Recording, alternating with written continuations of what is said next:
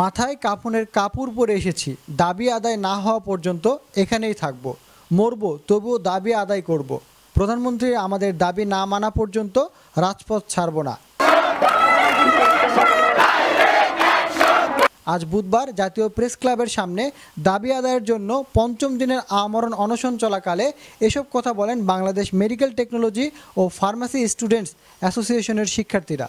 বাংলাদেশ স্বাস্থ্য মন্ত্রণালয় কর্তৃক 10 দফা দাবি আদায় না হওয়া পর্যন্ত রাস্তায় থাকবে তারা।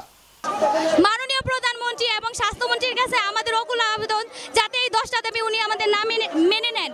যতদিন পর্যন্ত না মেনে নেবেন ততদিন পর্যন্ত আমরা এই রাজপথ ছাড়বো না। দরকার হলে আমরা আমাদের জীবন দিয়ে দিব। গত 5 দিন যাবৎ তারা জাতীয় প্রেস ক্লাব সহ সারা দেশের প্রেস ক্লাবের সামনে অবস্থান নিয়ে দাবি আদায়ের আন্দোলন করে যাচ্ছে। এ সময় তাই অনেক শিক্ষার্থী অসুস্থ হয়ে রাস্তায় শুয়ে আছে, তাদেরকে স্যালাইন দিয়ে রাখা হয়েছে। হঠাৎ সোনিয়া নামে এক শিক্ষার্থী গুরুতর অসুস্থ হয়ে পড়লে তাকে দ্রুত হাসপাতালে নেওয়া হয়।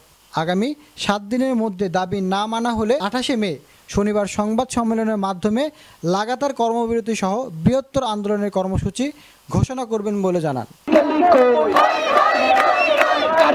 Sheikh Real, ইউরোবিডি news, Dhaka.